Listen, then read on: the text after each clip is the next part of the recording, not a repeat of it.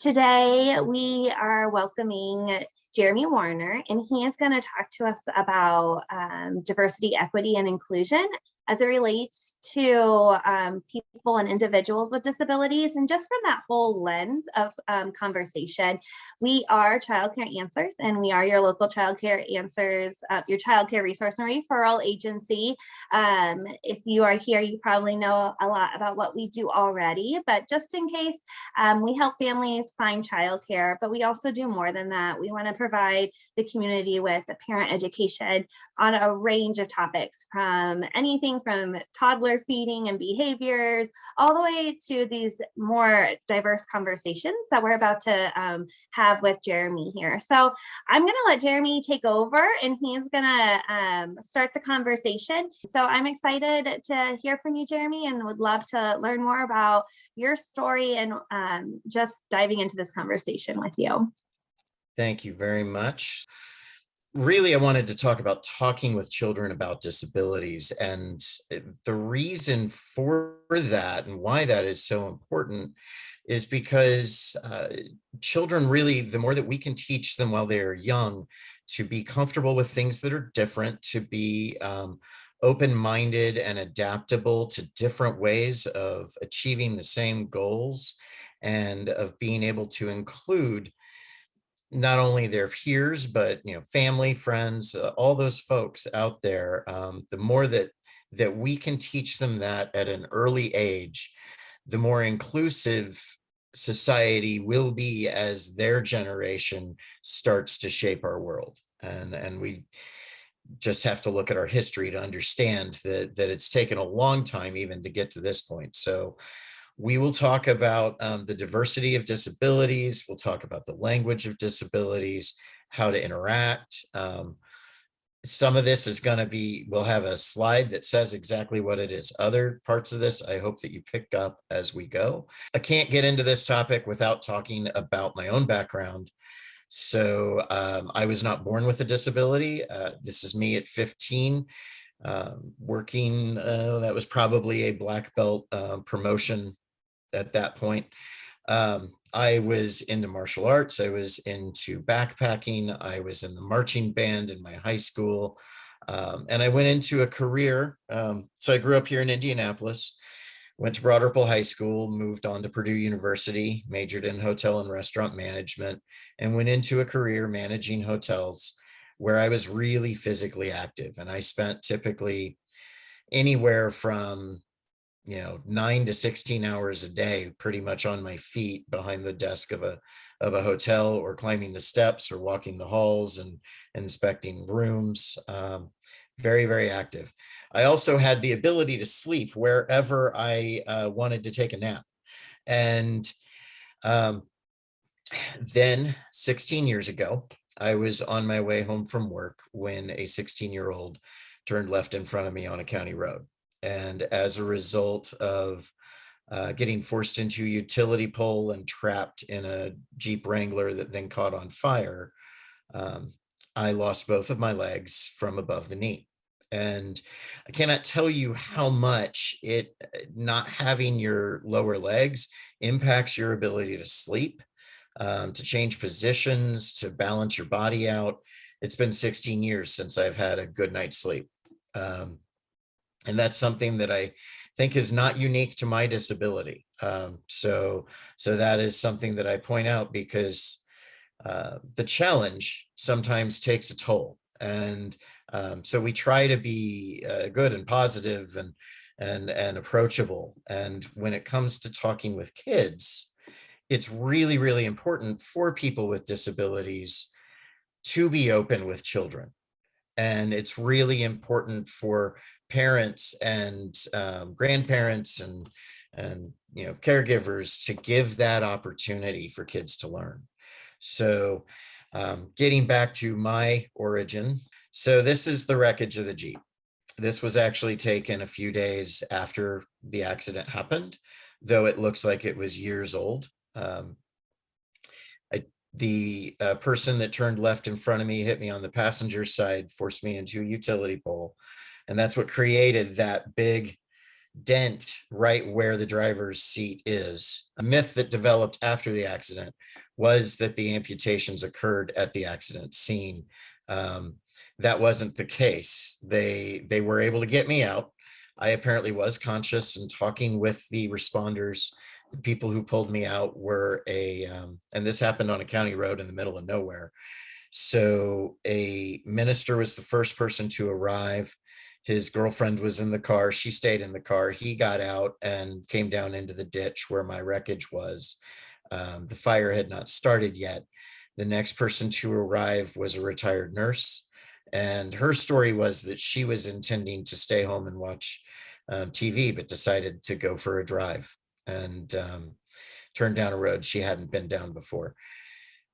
This happened at night in October, and when she got out of the car, it was dark. She almost walked into the power lines that came down when I hit the utility pole.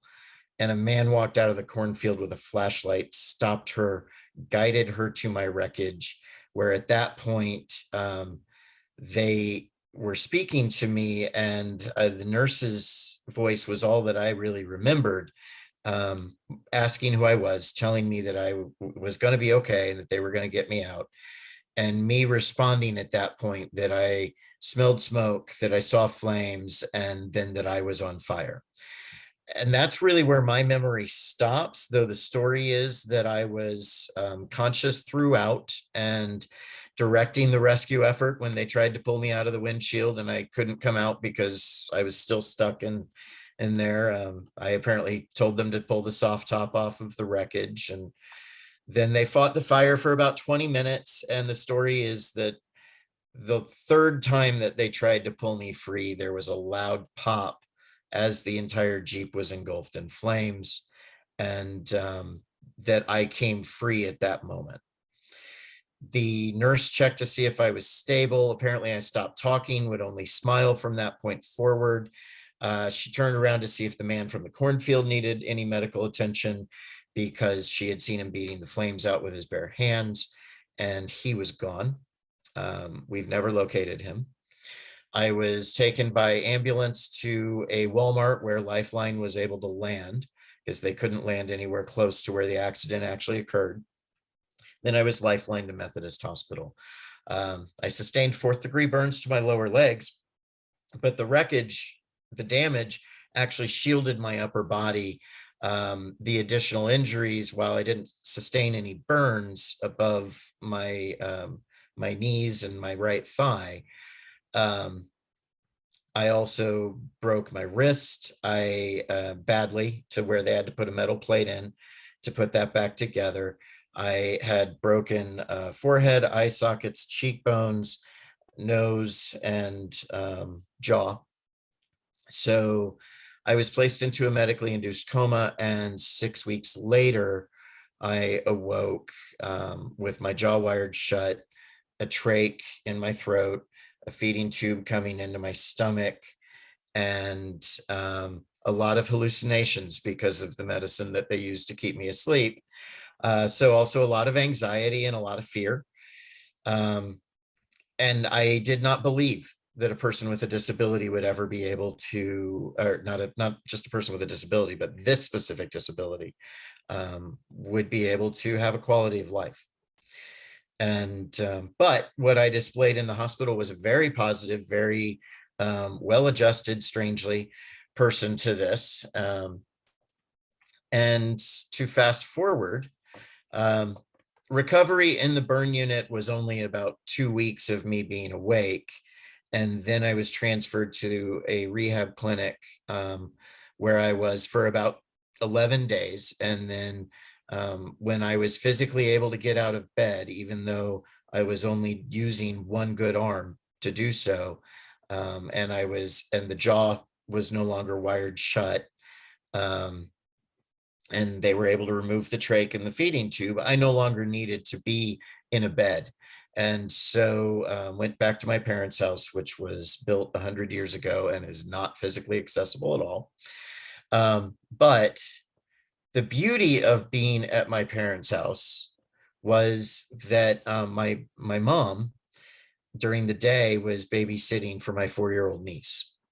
And my niece, when this occurred, the impact of my disability on her, and not even my disability at that point, the impact of my accident is really the right way to phrase it, on her was that from her perspective, her Uncle Jeremy was behind these doors in a hospital that she wasn't allowed to go through.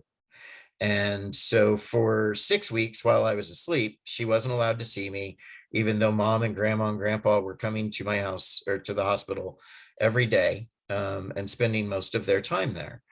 And then she, during that period, stopped talking. She became selectively mute. She would only whisper to her mother. And that was the most conversation that she would have with anyone. With my grandparents, she was always really good at pointing at what she wanted, even from when she was an infant. So that worked really well for her. But I remember them bringing her to see me when I was well enough for them to bring me out of the burn unit. And at that point, my jaw was still wired shut. I was in this basically a big bed on wheels that they had me wrapped in sheets so that she couldn't really see the injuries.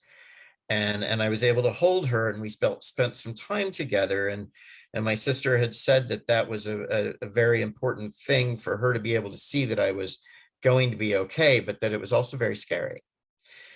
And so then moving to my parents' house out of the hospital for her, she got to see me every day. And so I was discharged in December, a few days, and there was this moment in the rehab unit during the first day that I was there when the therapist asked me what my goals were. And I can tell you at that point, I didn't have the strength to sit up in bed under my own power, much less come up with goals. So what I came up with at that moment really was that I wanted to be able to handle my own hygiene on my own, and that I wanted to see my 4-year-old niece come down the steps on Christmas Day. The therapist went away for a couple hours. They came back after talking about my goals, and they said, okay, how about next Tuesday? And I had no idea what they meant, other than that maybe I would go home next Tuesday. And I said, what do you mean? They said that you go home. And I said, well, I mean, again, I couldn't sit up under my own power. My jaw was still wired shut. I had to speak through a speaking valve in a tube sticking out of my neck, which was the trach. And I still had a feeding tube and was still receiving, a liquid diet that is really not comfortable to have all the time. And yet over the next 11 days, they got me to where it wasn't just going home next Tuesday to visit, it was going back to my parents' house and being there permanently. And so I was doing my physical therapy, and my niece would be right there playing with her toys with me every day. There came a point, and again, their house was not at all accessible. So I would have to scoot upstairs with initially, because one arm wasn't functional. Actually my parents' next door neighbor would come over, and my dad and the next door neighbor, who had moved in right before my accident occurred, would carry me upstairs to bed every night. And then I would scoot down the steps in the morning. And how I dealt with that, there was a lot of pain. There was a lot of frustration. I honestly did not want to live. But getting to see that young lady every day and being with my family put me in a situation where I had to figure out how I was going to get through this. And learning the story of how I was rescued from the Jeep, that then made me realize how much had been risked and sacrificed to save my life, not alone thinking about what the doctors went through. And then of course there was this 4-year-old girl who was only whispering to her mom still. She was still not talking, even though I was out of the hospital yet.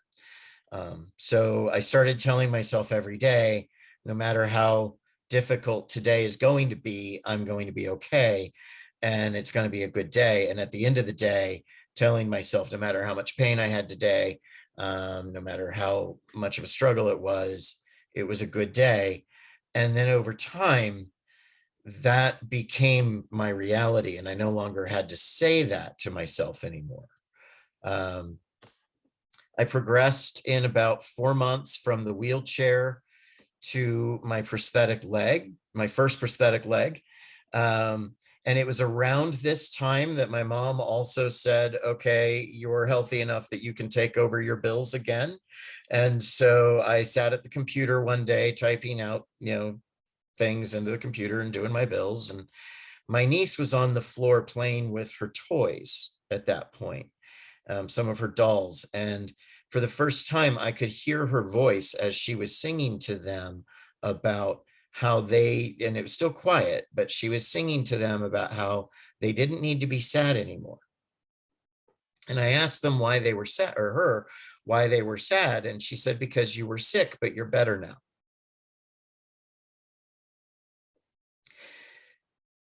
Those were really the first words that she spoke to me in about a 10-month period. If you, well, not 10-month, sorry, 4 months out from the probably 4 to 5 month period that she said that. So to give you a hint of the cost, and something I want you to think about as we talk about this and look at these next things. I became a wheelchair user and a prosthetic user when I acquired my disability at the age of 30. There are children born with disabilities every day. There are children born without limbs. And as they grow, they deserve to have the access to assistive technology and whatever will give them the level of independence that they want. And the reality is, people with disabilities can have a huge level of independence, especially with the use of assistive technology and supported independence, which supported independence is your family and your loved ones giving you the support that you need so that you can stay independent. This one leg, which was a safety knee that would lock in place when I stood up, that one leg alone cost about $5,000 for my insurance to cover.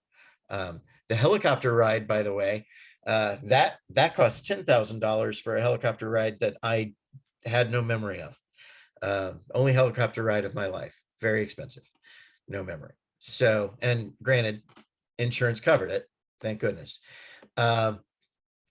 Within a couple weeks, we progressed from the safety knee on just the right leg to where I had a knee on the left.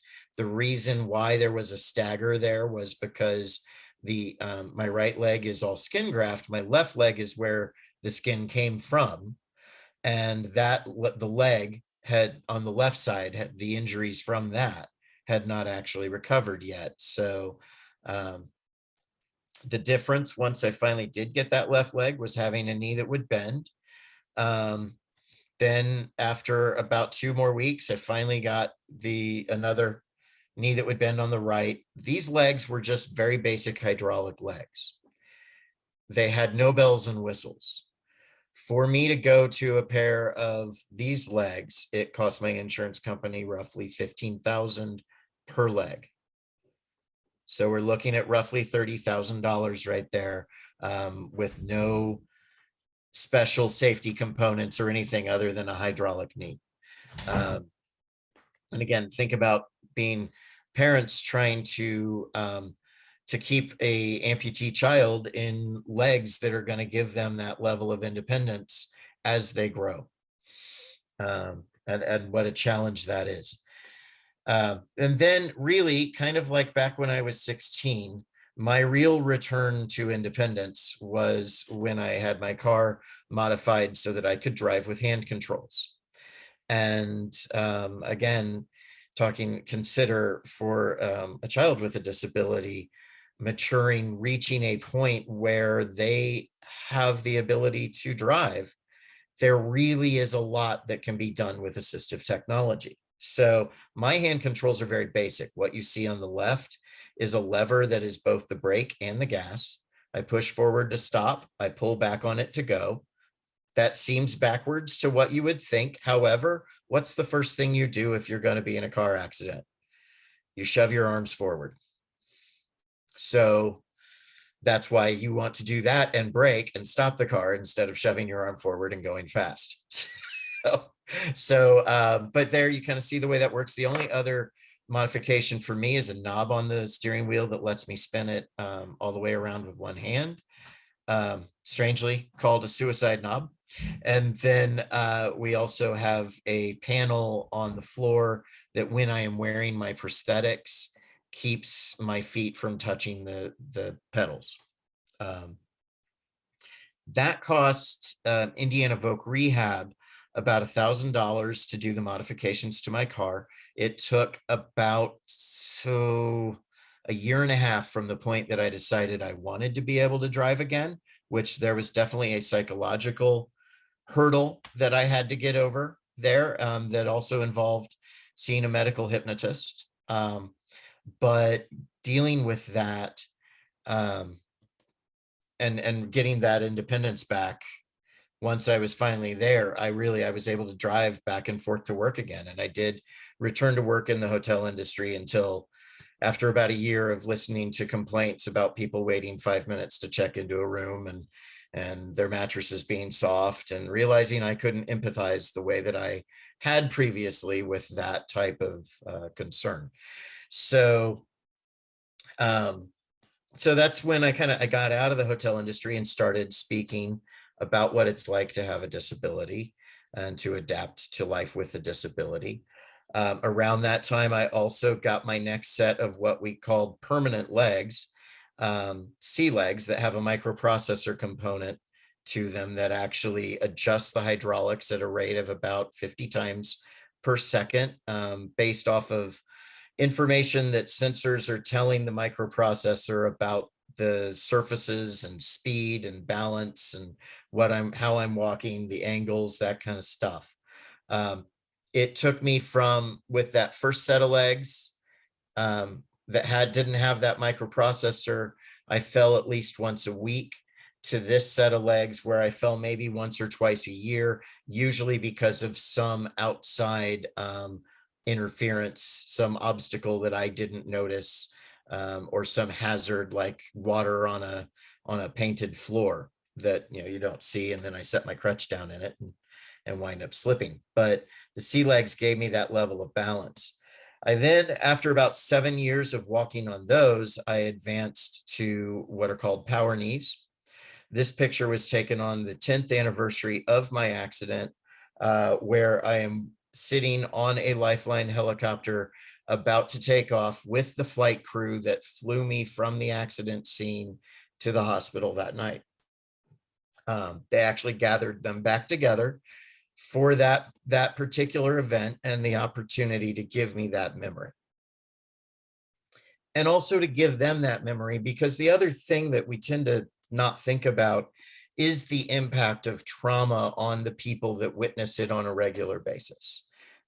Whether or not they're the one experiencing the physical trauma, there is absolutely emotional and psychological trauma that wears on folks. Our nurses, our doctors, our paramedics, they're absolutely amazing. So the power knees actually take what the sea legs did and they add an artificial intelligence. So these actually think and they anticipate what I'm doing, and they have given me added mobility that you'll see in a moment. But just before we go to that, I also want you to see the other piece of assistive technology that I use on a regular basis, and that's my wheelchair. My legs squeeze onto my prosthetics are held on through suction. So they are very, very tight. It feels like something is hugging me all the time when I'm wearing them. So using a wheelchair is a relief for me a lot of the time. I, however, also understand how very blessed I am to have the option of standing up and walking away from the wheelchair when I want to.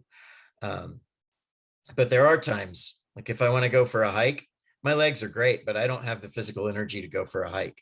A set of off-road wheels, which is what you see on my wheelchair here, actually allow me to access nature in a way that I have not for many, many years.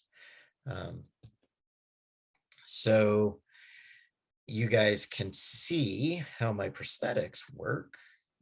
There we go. Here.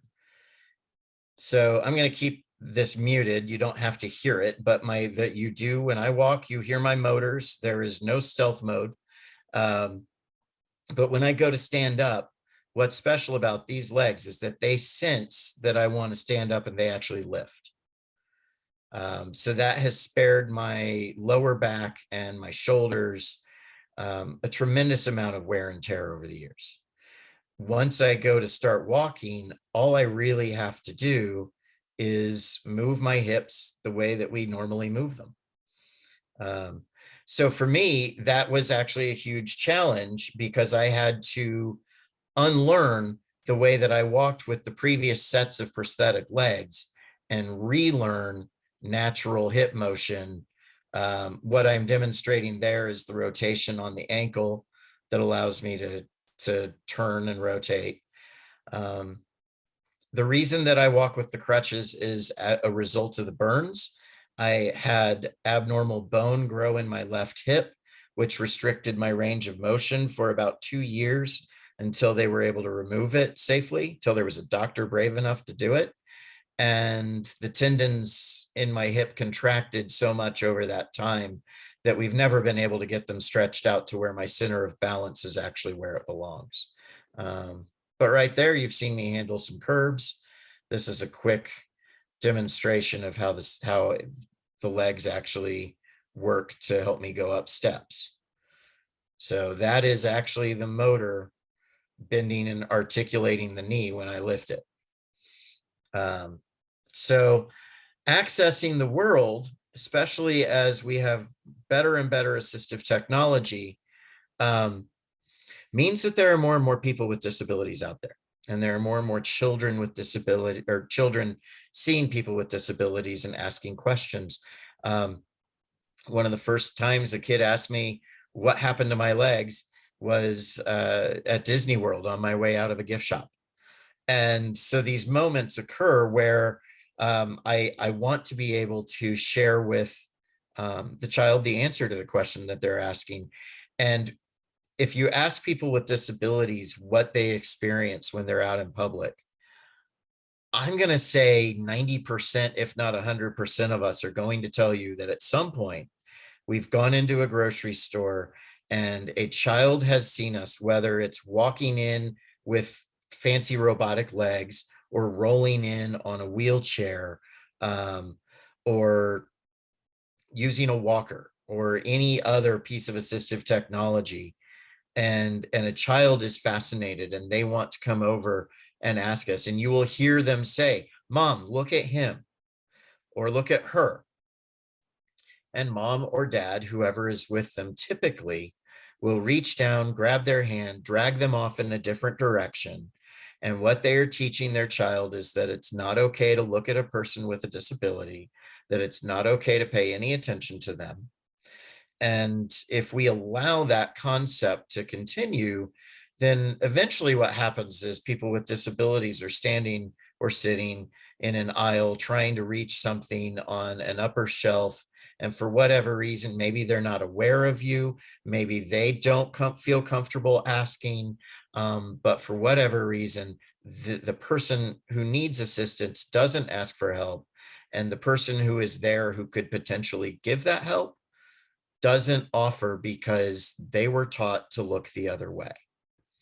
And so we really have to be very mindful about what we are teaching children simply in how we act and what we do around people with disabilities. But what I have done in that situation is and sometimes I've been lucky, this has never turned out bad. But I will follow the family and say, "Hey, I noticed that your child had a question and I wanted to give them the chance to get that question answered." And usually mom or dad looks utterly horrified. And before they can say anything, their child says, "Where are your legs?" Or "Why do you have robot legs?" The question I struggle with typically is the how can I get robot legs like yours? But kids are going to ask what they're most fascinated by. I've even been asked if it's possible to get a prosthetic head. We've talked about the fact that that's not a direction one wants to go, and I'm pretty sure the technology is not there yet. So, but it is really important to be open and honest. I did used to say to kids, I was in a lightsaber duel just to break the ice. And then they would say, I was actually in a really bad car accident and I was really lucky to be saved. And in order to be rescued and in order for the doctors to save my life, they needed to take my old legs and give me these new ones so that I would have the chance to walk again. That typically is my approach with a younger child. Being patient is really important. They're going to ask you the same question over and over again, especially if there are multiple children in the room. It's important to encourage questions. And for me, I like to allow and encourage kids to touch my prosthetics, and I will take them off if they want to see how they attach. Very rarely will I show a group of kids what my skin grafts look like underneath the liners that I wear on top of my legs. Though as kids age, you can start to have some of those conversations and those experiences as well, even to the point where I will go to a summer camp that UIndy does for kids that are interested in physical therapy. And in that, I definitely let them see and touch and feel what the skin grafts are like, and the abnormal bone that they can actually feel underneath my skin graft. But it depends on what that group is and whether or not that kind of thing is appropriate. The goal, honestly, and I'm jumping a little bit here, but really is to focus on similarities and adaptability, and how through what we would call reasonable accommodation, and I'm jumping into vocabulary there, but through reasonable accommodations, how people with a wide range of disabilities can achieve the same goals as people who don't have those disabilities. And when it comes to children with disabilities, it's really, really important to encourage them to set their own goals and to have adventures. I have a family member who has a child with autism, and I know in her mind, her child is always going to need her support at the level that she needs it now. And her daughter is only 8 at the moment. There's a lot of years ahead. There's a lot of development. There's a lot of support programs out there.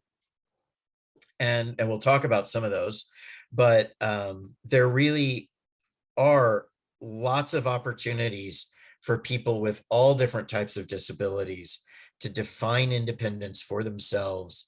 And in a lot of cases, that means travel. I know of one person who's climbed mountains without prosthetics because it was easier for him to do it that way. I also know somebody who climbed a mountain with a prosthetic that does not look anything like a human foot and has claws sticking out of the end of it, or nails, but that's what allowed him to grip onto the mountain and do what he needed to do. So having a sense of humor, like I said, is very, very important. Also listening and understanding that sometimes when a child is telling you a story about something that their grandma or their grandpa or maybe even their cat did, that there may actually be a question in there that they don't know how to phrase.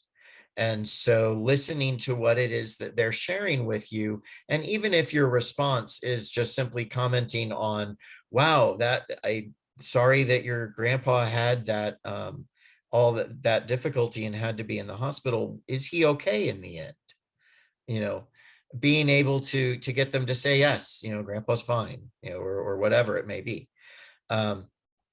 Also recognizing that especially young children have limited knowledge, limited vocabulary, and limited experience, you might come across a child who has a disability who is more than comfortable sharing with all of their friends that disability. I know of one particular kindergartner with a fake eye who loves to pop it out and roll it down the aisle, much to his teacher's dismay. So, those are there.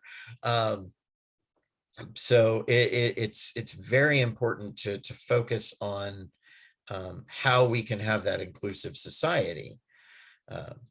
So, and also being careful not to put people with disabilities on a pedestal. There is an occasion where hero worship happens because of somebody seeing the adversity that a person with a disability deals with. That is not necessarily positive for the disability community. It's really more focusing on inclusion and equity. And the more that we can, like I said, get that younger generation to focus on that, the better our future will be, the easier that transition will be. I regularly speak with a group of kindergartners at School 91, IPS School 91. It's a Montessori school, and they will bring in 2 classes at a time, and I will talk with them about my legs. And they really are amazing at that age.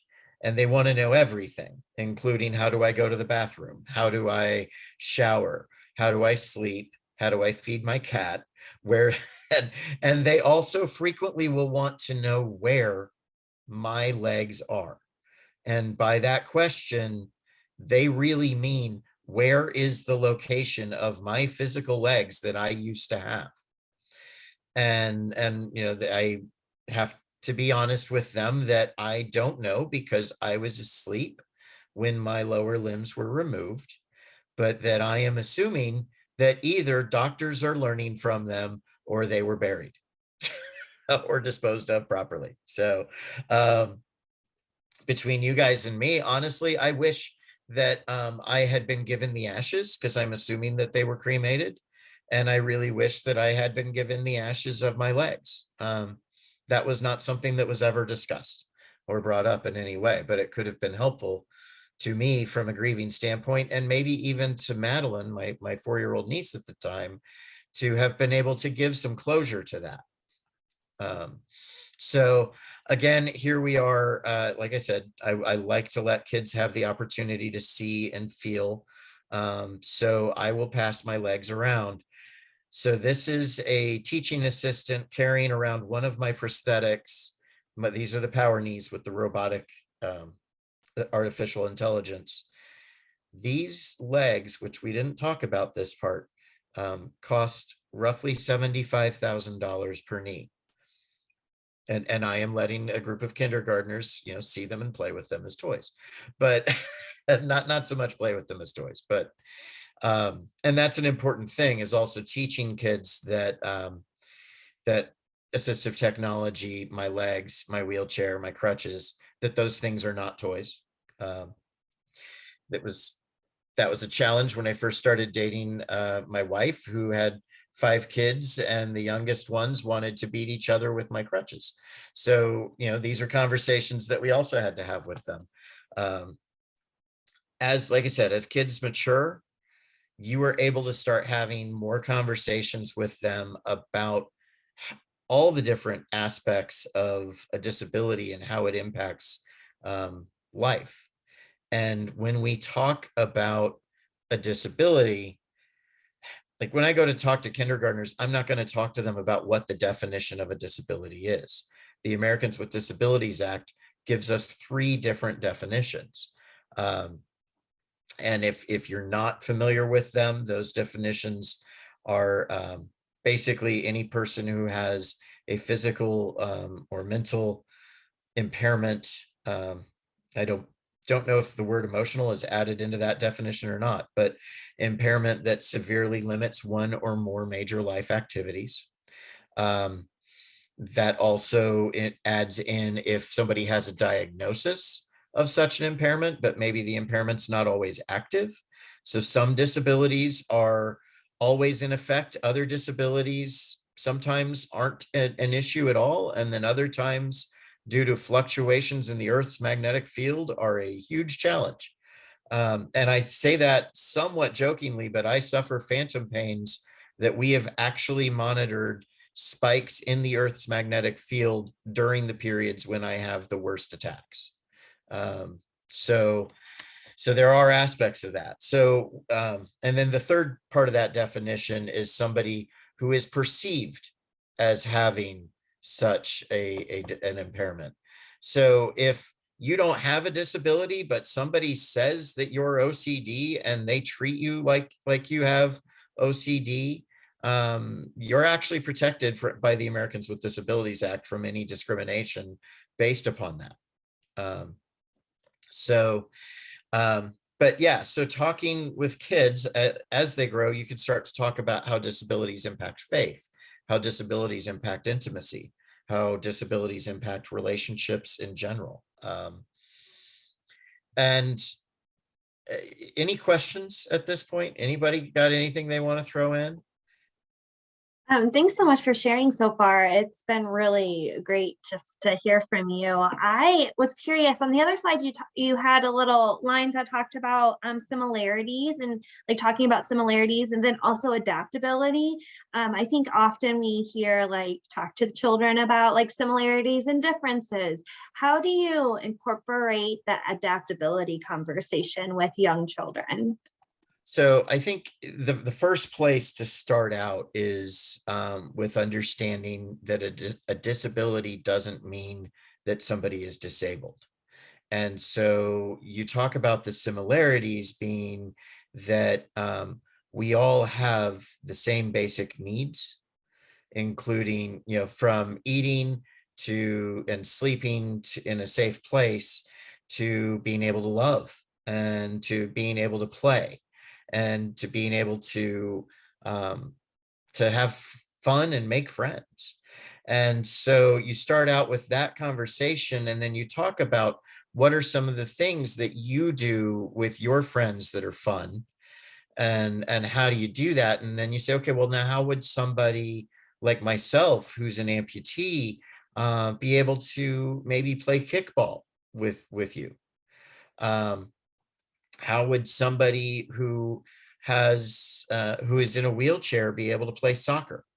And there are wheelchair soccer leagues out there. There's wheelchair basketball leagues out there.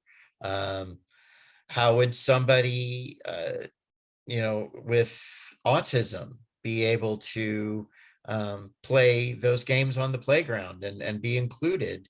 And maybe that means understanding that how their disability affects them so that we can accommodate that. So that is really where you start to build that understanding and that inclusion, I think. Yeah, I like that idea of just talking about like just letting kids have some stake in that conversation because they're so creative in the way they think and the way they ask questions. And they are so literal sometimes, like you were saying, that I think giving them the opportunity to answer how is a really great way to just start the conversation with them. It's also good to have some visual aids available if you can. I wanted to touch on disability history a little bit, because if you're going to have a conversation with people, whether it's children or not, about disabilities, you need to have some basic understanding of really what disability means, and especially to a community of people with disabilities. And Martin Luther King, injustice anywhere is a threat to justice everywhere. When you look at just within the United States, our own Civil Rights Act, people with disabilities were not included in the Civil Rights Act. We were not one of the protected classes that came out of that. And when you have those conversations about it, part of the concept there was that if we had those 5 protected classes, then a person with a disability that fell within those 5 protected classes would be protected. But if the discrimination they're experiencing is based on their disability and not one of those 5 protected classes, they were not protected. And so then I believe the other piece of that was the belief that including people with disabilities in the Civil Rights Act would make it that much harder to get the Civil Rights Act through. So really, as a result, after the Civil Rights Act, you have people with disabilities continuing their own civil rights movement through the 80s into 1990, when we finally get the Americans with Disabilities Act. Some people don't know that the very first piece of legislation, civil rights legislation that protected people with disabilities, is actually Section 504 of the Rehab Act of 1973. And that was the very last line of that act. And what it did was basically make any organization that was receiving federal money needed to be accessible to people with disabilities. So that started opening up schools, airports, post offices, those kinds of things. But it was, and it's really, Section 504 is really important today in regards to kids, especially kids with disabilities, because Section 504 is what protects kids' right to have an individualized education plan, an IEP. And so people with disabilities, any school that is receiving funding, private schools are exempt from the ADA, that especially religious institutions, but any public school has to comply with those. And in fact, public schools are a tremendous resource for parents to find supports for kids with disabilities, and to find out, to learn about what their rights are. But you have to hold, even the public schools, you can have an IEP, but an IEP is only as good as the people that know about it. So it becomes a parent's need and to advocate for their child within the school system every year with every teacher, to make certain they are aware of what their child needs.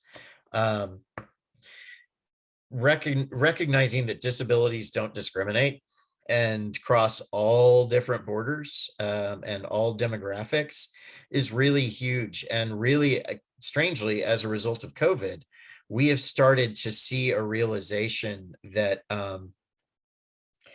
that people with disabilities actually have a global culture that dates all the way back to the beginning of time, and that is sadly, it's a culture of oppression, and it's a culture of abuse, and it's a culture of seclusion and isolation. And part of that is a result of what's really known as the medical model. And I know I'm not really reading everything that's on here, but take a look at this and understand that when we talk about people with disabilities, just in the United States alone, we are talking about a quarter of the population. And we're currently living at a time with more generations living at once. As we get older, we acquire more disabilities through trauma and just simply through aging. And so it's really more and more important that children understand how to be comfortable with folks with disabilities and these aspects. But that we are coming out of the way the world has approached things with disabilities from this medical model being a concept that a disability can be fixed with medical attention. And yes, there is absolutely a medical place for improving and helping people with disabilities, but it's really the social model that we need to focus on, because we can accommodate our disabilities from a medical standpoint, but if there are no curb cuts, I can't cross the street in my wheelchair.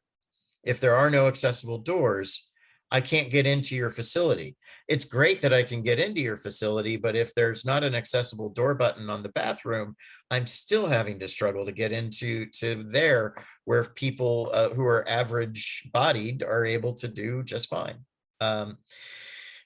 Within the disability community, it depends on who you talk to and what generation they're from, but handicapped really is not a well-liked word. Kind of the history of that word is it's very American. It grew out of the Civil War, or at least this is the myth that I heard, that it grew out of the Civil War and really was a reference to disabled war veterans sitting on the street corner with their caps in their hands. handicapped.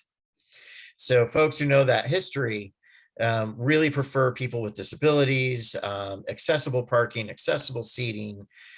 The term neurodiverse now, it's a big umbrella term that basically represents all the different aspects of the human mind. But that is the language that currently, at least, is preferred within the disability community. Using person first language sometimes works, sometimes doesn't, but it really is about focusing on the individual as opposed to their disability as a means of identifying them. It's very much about identity choices. Jeremy, I do But have a question about that. yeah, Do you think, as we're like teaching our children and about how to talk about or with people with disabilities, that a good rule of thumb is just to ask the person with disabilities what their preference is, or how do you think we could, I guess, if our child sees someone at a playground, for instance, and they don't know what to say, and you don't know because maybe you just aren't aware either, what would be the best way to start that conversation? I always encourage kids to ask questions. And the very first question that I encourage any child to ask is, may I ask you a question? And then to follow that question up. Most of the time, the answer is going to be yes. Sometimes it might be no. If somebody says no, I encourage kids to just move on. But but the follow up to that, may I ask you a question, especially if it's about trying to help somebody, is, can I help you? And then if the response to that is yes, then the next question is, how can I help you? And teaching kids to ask that question, so many adults make this mistake, and that's why this picture is right here.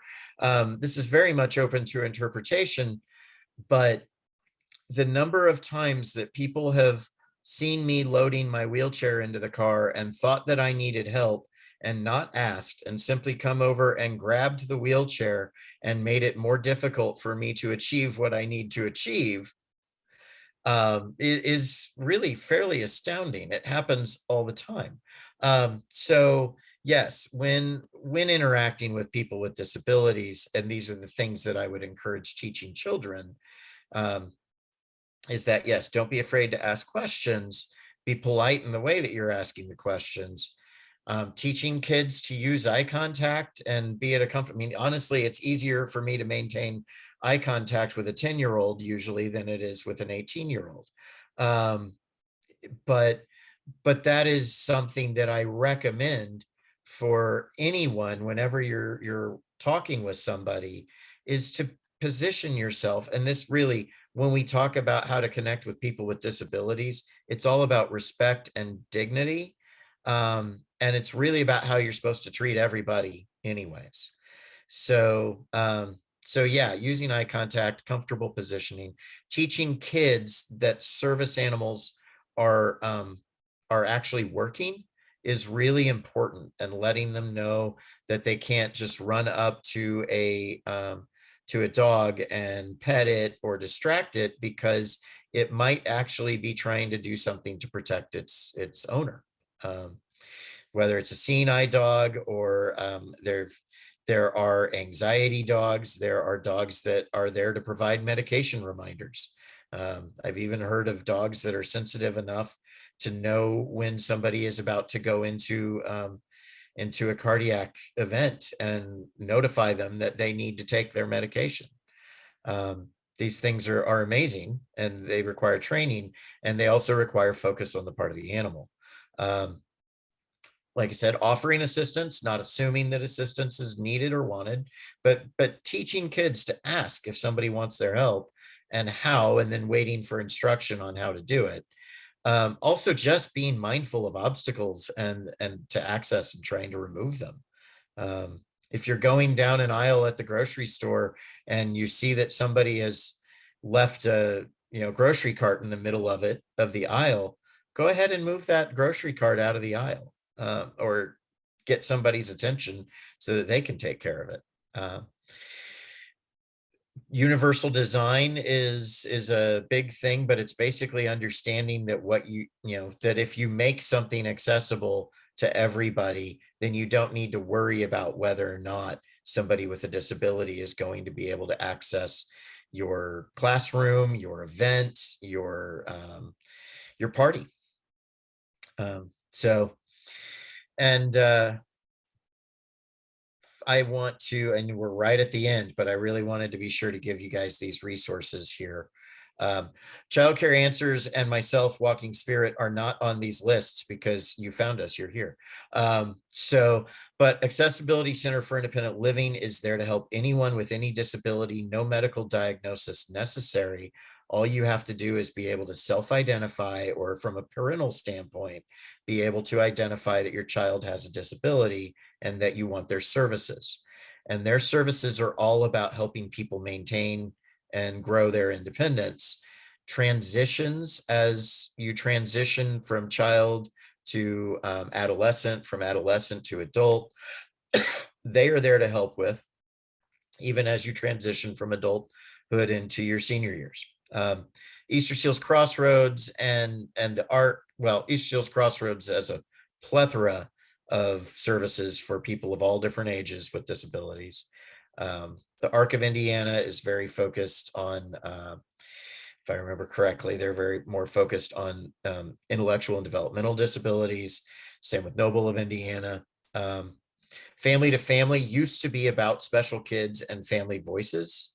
They are a great service for young children and for families with young children with disabilities. Firefly, that used to be the Children's Bureau and Families First. So they are absolutely there. They are focused more on, if I remember correctly, child abuse. And I want you to understand why I put them on here is because people with disabilities are generated by abuse. There are other ways that people acquire disabilities, but abuse can cause lots of disabilities, especially in children that may not present until later into their adulthood. So that's a very good resource to be aware of. Disability Legal Services of Indiana offers free or low legal representation or legal services. And while SACOA is typically thought of as there for people who are aging, they are also there for anybody with any type of disability, especially mobility impairment disabilities. So kids with disabilities, SACOA may be able to help them through the disability waiver. And I already mentioned public schools. On this list, it is more geared towards the intellectual and developmental disabilities, including autism. Also the sensory disabilities. So visually impaired preschool services for children who are blind or low vision. School for the Blind is a residential school for kids who are blind and have low vision. School for the Deaf. And then on InSource's website, you can find a lot of resources for kids with disabilities. Also 211 and Finder. And the very last thing that I wanted to show, and I'm choosing to show this in my wheelchair, but is that we have a tendency, even people with disabilities, to tell ourselves that we can't do things. After I lost my legs, I thought I would never do karate again. 6 months ago, because of COVID, actually a year ago because of COVID, I wound up helping a young woman with Down syndrome in Atlanta do her senior project on martial arts. And through that process, I reconnected with my sensei from when I was a kid. And for the last 6 months, we have been modifying the martial art that I learned as a youth to both the wheelchair, the prosthetics, and the crutches. So something that even 16 years down the road of being a person with a disability that I have told myself that I can't do, I am now learning to do again. And it feels like walking through a dream, but it really is, it's about setting a goal. And instead of saying, I can't do this, saying, how can I do this? So teach kids that, because the more they learn that they can adapt to any situation, the more effective and healthier they're going to be as they get into their adulthood. So I love that. Thank you for sharing that.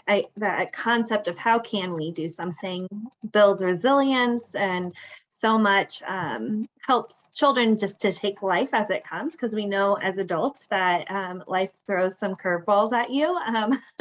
Whether it's big or little, it can be hard. And so just learning how to adapt and to move forward, I think that's awesome. There's a couple comments in the chat. Just Una mentioned just how being accessible for people with disabilities also impacts quality of life for other people who may not have a disability. Just even things with cutting the curb cuts for like stroller access and for children learning to walk, which is just another way to make it accommodating for all people. And then Tim mentioned how you could help by just moving a cart in the middle of an accessible space in like a parking lot, which could be a very easy way for you as a family to just support people with disabilities, and even just bringing attention to the accessibility of why this parking spot is different than another one. I think that's a great way of something simple and tangible you can do at the grocery store, even without having to make it a big hoopla, if you will. So absolutely. Yeah. And yeah, that parking, I chose not to go down that road because parking always winds up being the really the hot button that you can get stuck on, talking about how many times you've not been able to park in an accessible spot because either people are, being abusive of it from that angle, to store their carts, or they're parking their own vehicle there because it's just faster to run in. Or as Tim and I have both seen on several occasions, accessible parking spots that are not actually always accessible because they weren't designed properly. Yeah, absolutely. Yeah, well, I do appreciate those comments, because I think those are things that are, like I said, are tangible for our younger audience, for sure. Well, I have a whole note here just of things and takeaways. Especially, I really liked the idea of defining independence for yourself as an individual without disabilities, an individual with disabilities, and even for young children. We don't often ask our young children, how do they want to be independent today? So I think just taking that away has been very helpful. And then the idea of asking how I can help, as opposed to just can I help? Because I think a lot of us want to do the right thing, we just don't know how. And so asking is important too. It looks like Jeremy just put his email and his website and information on the screen. But we are so thankful to have you here today. I've learned a lot. It was my pleasure. Yeah. So thank you very much.